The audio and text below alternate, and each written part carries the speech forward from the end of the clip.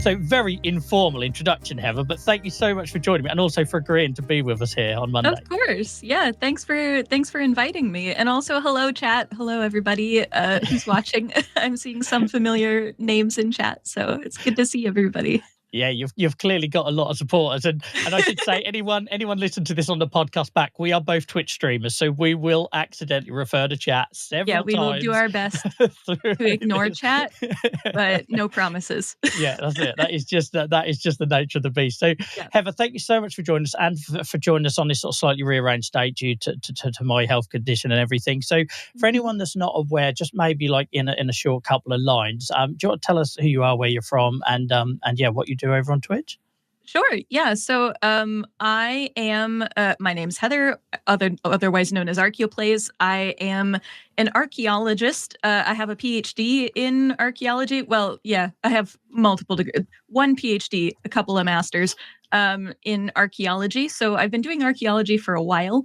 And I use YouTube and Twitch, basically Minecraft, to teach people about archaeology, to make the past a little bit more accessible to people, and to try and kind of communicate using the medium of Minecraft, which is something that we often forget is potentially like an actual medium that you can communicate with. So that's what I do in YouTube, but also on Twitch. I do also have a little bit more variety to what I do. I sometimes do co-working streams, or I've started doing co-working streams on Tuesdays. I won't be doing one tomorrow because we're doing this stream tonight. So I'm going to take tomorrow off. But I do that. And then on Wednesdays, I play Stardew Valley with a Minecraft friend of mine who has never played Stardew Valley before. And I've played like way too much of it. So that's a fun time as well. Yeah, thank you so much. Yeah, and it's just as somebody that as a kid wanted to be an archaeologist, it's like when I was listening to you on the podcast, it was just, well, maybe we should probably name it. What was the name of the podcast? It's the Spawn Chunks. Yeah, with Pixel Riffs and Joel Duggan. It's a very well known Minecraft podcast. And I've actually, this was my second appearance on it. I was actually on the podcast in September of 2022.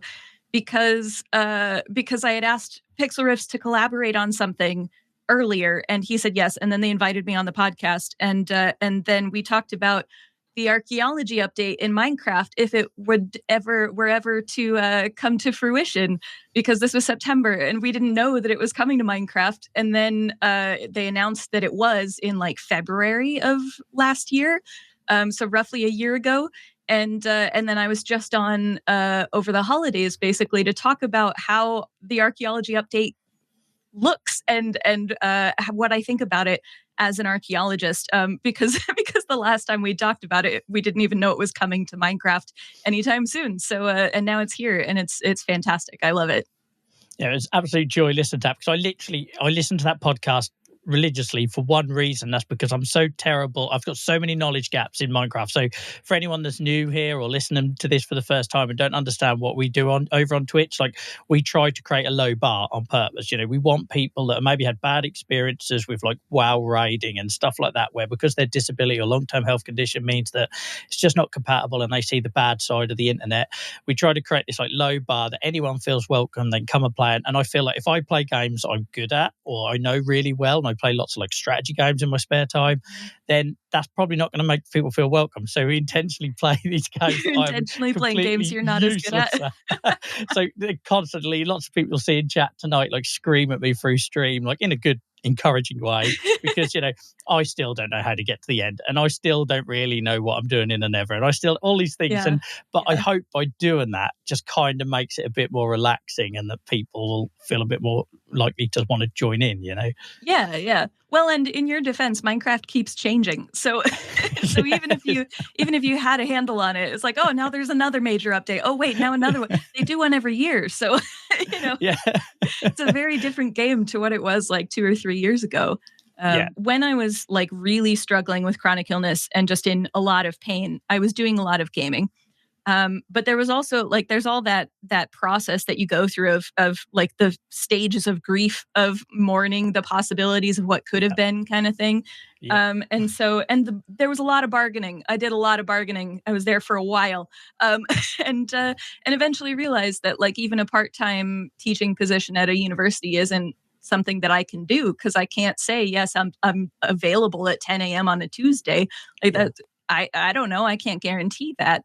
There was a point at which I was in that kind of depressive spiral and really struggling. And then I kept thinking about YouTube, and I had watched a lot of Minecraft while I was stuck waiting for surgery, and I kept thinking about Minecraft as a possible gaming YouTube kind of as a possibility. And then I realized, obviously, with Minecraft, you can build whatever you want. So I started building. I had this idea of like building the pyramid at Chichen Itza in a Minecraft video and talking about why the pyramid at Chichen Itza is interesting archaeologically. And that's the first Minecraft video I published. And I remember like sitting down when I first published that video, and I was like, okay, if in like 10 years this channel is like for monetization, like for measurable goals, if this channel brings in like £50 a month in 10 years, that will be enough. Like that was the highest that I dared to dream. Yeah. And it's been doing that for over a year now. It's it's kind of wild. Amazing. But yeah, But it should do, because your skill, for anyone that hasn't gone and seen the Archeo Plays, go check out Heather's channel, because the skill and the commitment, and also the way you deliver the videos as well, like with the top down and the way it's all sped up to see the build. As somebody that has failed massively with YouTube because I don't have the patience for the editing, and I love the conversations. Say that on your YouTube channel, dude. Yeah, I just you see, what you see is what you get with me. But it's just like, so I do the conversation stuff, we do the recordings, we do the Twitch streams, I do the podcast stuff. But when it comes to actually getting the nuggets and putting it into something that I know could do so much better, I have had somebody kindly in the community come forward and offer to do the editing for me, because we know that we're not reaching our potential. Editing takes so much time.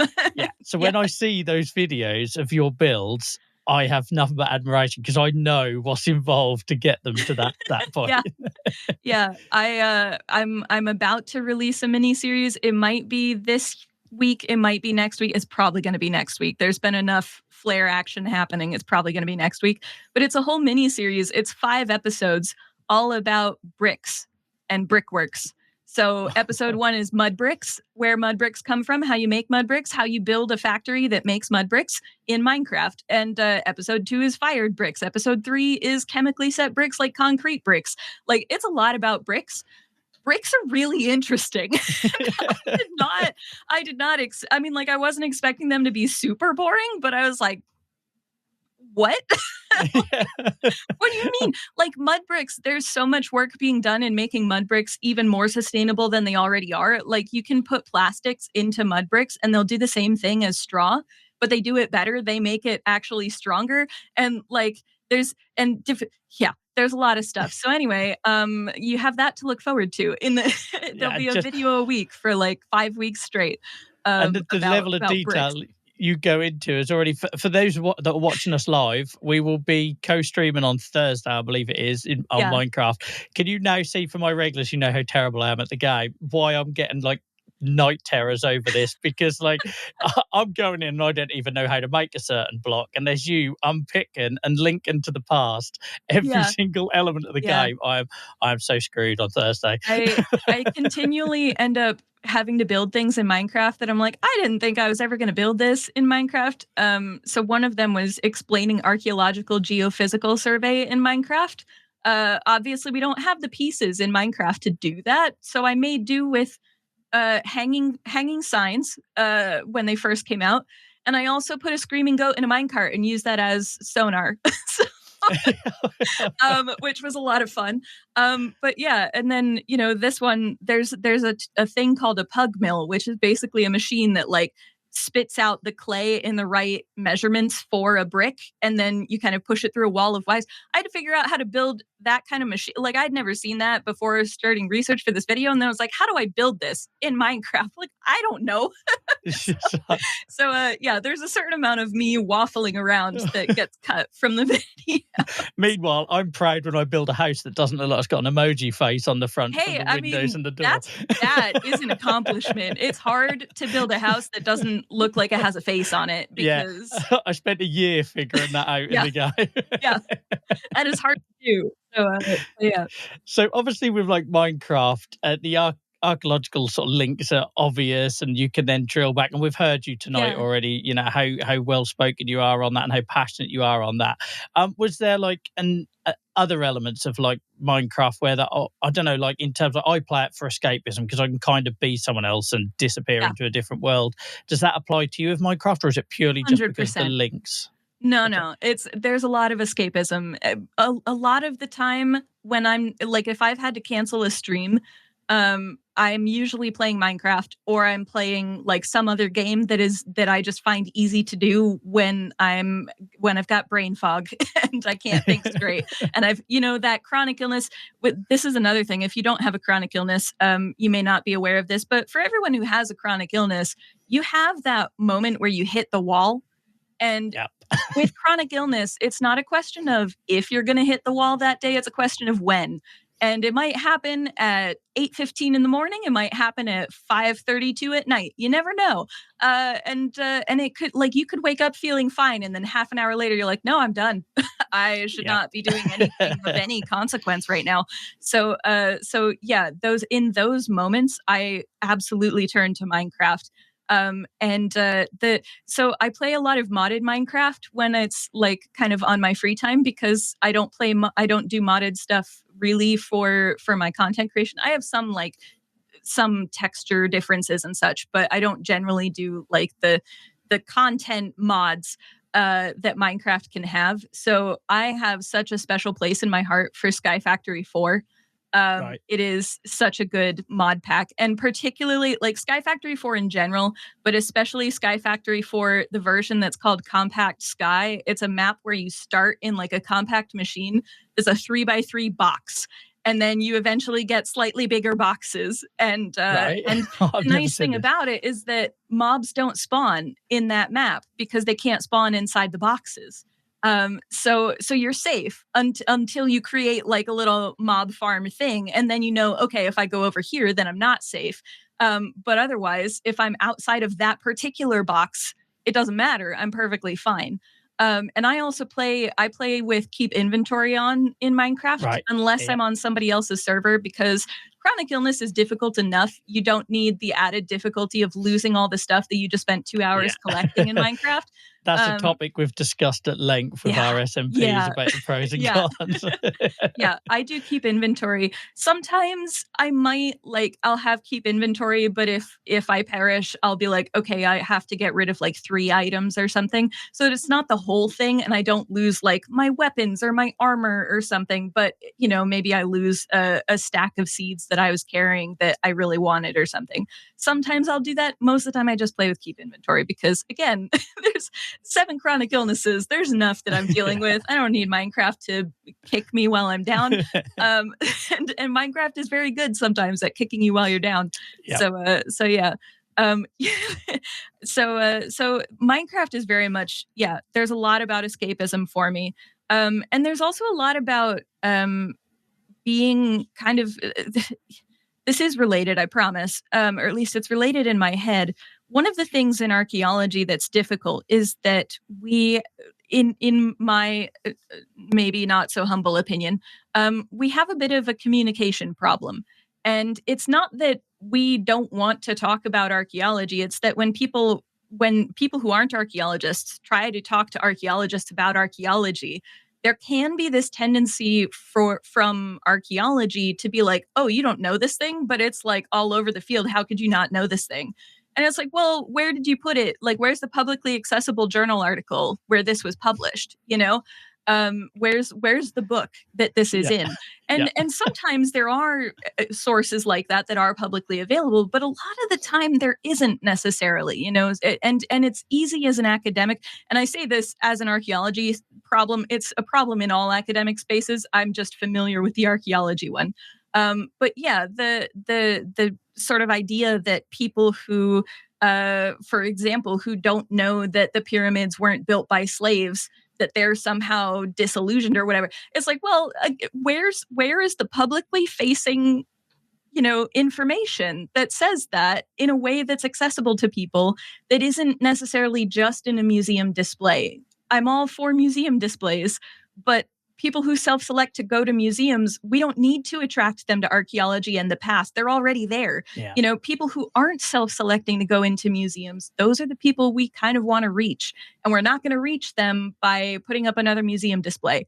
Bottom line, I've worked in a lot of museums. A lot of them are doing really cool, really innovating things and bringing in new audiences that way by going untraditional, museum display routes.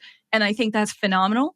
But there are a large number of people who just will not go to a museum, just point blank in general. So if I can sit here playing Minecraft and be like, hey, here's discussion about ancient Egyptian pyramids, let's go on a deep dive, that's potentially reaching people who wouldn't have access to that information otherwise, or wouldn't be able to know where to look for that information. And hopefully it's delivered in an interesting way, because otherwise that defeats the purpose. But no, it really is. I love that, and I think that's why I was jumping up and down like an excited school kid when I stumbled upon you and what you were doing. When I started telling my wife, like, they play Minecraft, they got chronic illnesses, they tried to do it in a way which reaches people, like, because obviously everything that I do regarding advocacy is about trying to, the whole reason I do this on YouTube, then it goes into a podcast, then I go onto Twitch and play games. It's all about that, trying to meet people where they are and trying to support people in a place that they're already residing. So when I see what you're doing with the archaeology and the Minecraft stuff in that format and merging those two things together, I just think it's really unique, and you do it brilliantly, and in a way that's really like watchable as well, and let alone the skill in the game as well. I think that gets overlooked because your knowledge is so great. And well, you haven't seen any PvE or PvP yet. Don't. I mean, I'm decent at building. I am not good at PvP. I've got no interest in PvP in Minecraft. There's so many games really you bad can play. At fighting anything in Minecraft. There are places where I'm very much not skilled. But yeah, and the other connected to that, particularly from a point of activism and visibility, when I was trying to figure out, I could do a YouTube channel, but I've got so many chronic illnesses, is that even going to work? There is a well-known disabled content creator in the Minecraft universe. He goes by Good Times with Scar. And he has, I don't know that he's necessarily said exactly what it is. I'm not entirely sure they know, but he has a muscular condition where basically his muscles do not work. And so he's a wheelchair user. He has a feeding tube, that kind of stuff. Mm-hmm. And he is a very popular Minecraft content creator, and he does amazing stuff in the Minecraft sphere. And so seeing him be as open as he was about his situation helped me feel like I could do that too. And so part of it is just getting that reassurance from him, but also, knowing how much that meant to me. If I can provide that for other people, then I absolutely want to do that. Yeah, it's brilliant. And I love that everybody's inspired by somebody else, aren't they? It's a big, long journey. Like, I had somebody sort of like congratulate me on a piece of work the other day. I was like, no, literally, you've been doing this 20 years before me. I'm standing on your shoulders. What do you mean you're thanking me? Yeah, exactly. Like, you show me the way. Like, literally, I'm just, you held my hand through it. Like, it's just, I love that. I love that there's always somebody else. I'll go check them out after this, because I'm really bad with Twitch. I'm so conscious of, like, I'm on Twitch not because I'm good at computer games. I'm the opposite. I'm uncomfortable in front of camera. I'm getting better at it, but I was very uncomfortable when I started all of this. I'm there because as an advocate, I felt like nobody was doing it. There was no charities doing it. There was no one raising awareness in that space. Things have really come on in the last 2 or 3 years, especially around like sort of minorities and things like that. But at the time, I felt like it was just this need and nobody else was doing it, so I thought I'd give it a go. So I think that's kind of kept me in a bit of a box. Like, the thought of seeing what you're doing just terrifies me and makes me feel really like okay, no one's going to watch this because I'm terrible. So I'm trying to push past that and get a Yeah. bit more sociable, which I guess is what brings us on to what we're going to be doing Yeah. later on in the week. So what's your Twitch channel for anyone who wants to watch you on My Thursday? Twitch channel, I'm at ArcheoPlays on every social media you can find me. You will find me on Twitter. I don't exist. Like, I have the account. I don't do anything with it No, on I don't Twitter anymore on anymore. that. I Yeah. don't, there is so much wrong with that site, Yep. and I care more about that than I do about my social media small business stuff. So, Yeah. so you'll find me there, but I won't do anything. So the best places to find me are on Twitch or YouTube. I'm ArcheoPlays on both of those. And I do have a Discord, actually, that people are welcome to join. You don't have to be subscribed or anything. That I think there's going to be links in places, I think. Yeah, I'll put links. If you send me anything you want included, I'll chuck it Yeah, into the sure. video and the podcast. But if any of Yeah. your regulars are watching this in chat, you're absolutely free to put a link in chat. That Cool. we're not precious about that as well. And then what are other places? I exist on like Blue Sky and Facebook and Instagram, sort of. Sometimes. It's chronic illness, isn't it? We only have so That's much like energy to spread the around. thing with social media is that there's so many of them, and Yeah. it's like, and then with Twitter going the way it did, it's like, Twitter was useful for this Yeah. though, and now everybody's scattered. And so Twitter was my so, link yeah. to the medical community, and then I had to quickly scramble to set up a Yeah. LinkedIn account, and I hate Yeah. LinkedIn, but it has now. It seems like everybody's Disability morphed. Twitter has scattered, and Yeah. it's very sad because that's like, for disabled people, obviously that's like one of our biggest links to Yeah. other people. And so yeah, there is a degree of that on Blue Sky, but also not. It's we could Now, go on a long if you send me a discussion about list of what that, you want to be but included, I'll chuck all that in the yeah, in the sure. description Yeah. for when the edited video goes up. We've gone way over time. I hope you haven't. You minded. Sorry, everybody. No. I'm more concerned about your time on a Monday evening. I'm fine. I'm not streaming tomorrow on purpose. So, Okay, you I'm sound like okay. me. It's like I had my son's birthday the other weekend. So I was like, I'm not doing the Chronic Pain Club the next day. My wife's like, that's like Sunday evening. Dylan's birthday Yeah. on Saturday. Yeah, well, absolutely. I'm not going to be ready for that, even though it's 24 hours. I just know. So Yeah. I'm glad you planned ahead. But thank you so much for sharing that. I really course. appreciate it. And yeah, so for anyone that's watching on Thursday, 7:00, so regular viewers in chat who are watching us live, will be able to see me on the usual Twitch channel.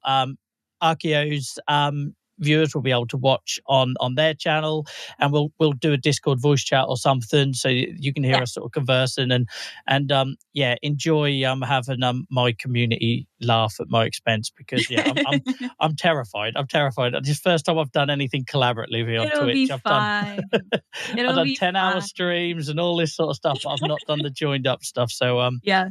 go easy on me. Yeah. There's always a little bit of Twitch being twitchy, so it's fine. Blame it on Twitch. Yeah, That's the secret. When something goes wrong, blame it on Twitch. Yeah. Well, I must admit, I thought there was something wrong, but I didn't realise. I've never seen the co-working streams before, and I joined one of your streams the other day, not realising I was right in the middle of the timer. I felt really badly because you came in and said hello, and I'm like, I shouldn't.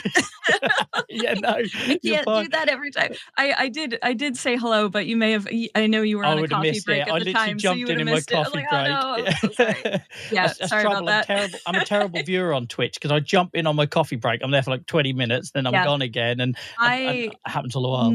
I almost never chat. I mean, I do chat on Twitch, but like I'll chat for all of like 5 minutes. People who are regulars around the spheres that I'm in who are in chat, they can confirm that I jump in, I chat for about 5 to 10 minutes maybe, and then I lurk. I am doing something else while watching. So it makes you really grateful for the ones that do turn up week in, week out and chat for 2 or 3 hours, because I'm terrible at it. I'm absolutely I'm no good example, and yet they do it every week. Very grateful to viewers who chat, very grateful to viewers who lurk. Twitch would not be what it is without all of you. We would not be doing what we do without all of you. So thank you very much for supporting what we do. And it is noticed as well. I think sometimes people who lurk think maybe, if people don't want to chat, they're all got their own reasons. And sometimes we don't. So I'll always try on every stream say thank you in some capacity. But it is always noticed. I see the same names. Sometimes you got people that subscribe and they never say a word, but they still subscribe and support you. And I just think that's an amazing thing because we recognize names. Yeah, we really do. We really do. Recognize. Well, I hope people have enjoyed that, guys. Obviously, a bit of a different format tonight where we've done the usual interview bit and then we've talked off topic. But I've really enjoyed it. Heather, thank you for giving up so much of your time. I think what I'm probably going to do with this is when this makes it to the podcast, we'll always two-part it. So if there's people... Yeah, feel free. Sorry, I should have warned you that I talk a lot. No, I've loved it. I loved it. And it's almost made me think that we should be doing this more. Like, this is my chronic illness. This is how it affects me. This is all the other stuff I do. It gives that picture of I think it gives a much better perspective of what people are living with, and when you see your videos and the quality of those videos, and guys, if you haven't found them, if someone could put a link by the way in chat for me, because if I've got a really noisy keyboard I don't want to be typing forever. But if anyone hasn't checked them out, please go and check out Heather's videos. Like when you see the quality of those, knowing that what you've just told us, I think it just puts stuff into such a better perspective. I've really enjoyed, like Nia says, that's change your pace, definitely change your pace. I've enjoyed it a lot. I'm going to let you go now. I think you've already told us where to find you. Is there anything else you want to leave the audience with before we say goodbye? I guess just in general PSA to chronically ill folks. I know you probably hear it a lot, but it helps to hear it again. You are doing fine. You're doing the best that you can. Don't let anybody tell you that you're not doing well. If they are not themselves chronically ill, you're doing fine, and you're doing the best that you can, and try not to judge yourself too harshly. Tell your brain to shut it. I love that. That's absolutely brilliant advice. I think that's a perfect place to end it. Heather, thank you so much for joining us and giving up your Monday evening. Thank you for accommodating me when the dates changed and my health let us down. Thank you for having me. And I look very much forward to seeing you on Thursday. Well, I say look forward. With anxiety, I look forward to playing Minecraft with you on Thursday. We'll go into creative mode and you can show me how to build an emoji house. Yeah, okay, I have moved on a little bit, but I was very proud of the windmill I built once, and now all my community, my community says I googled it, but I didn't. I did it from scratch. But that for as long as I live now, like moving from house to windmill, that's a step. So who knows? Next year I might know what all the blocks do and everything, and be a proper pro. Yeah. And then they'll change it again. So yeah, that's it. And not tell anyone really. Yeah. Thank you so much for giving up your time, Heather. I really look forward to catching up with you again on Thursday. This has been fabulous, and enjoy the rest of your week until then.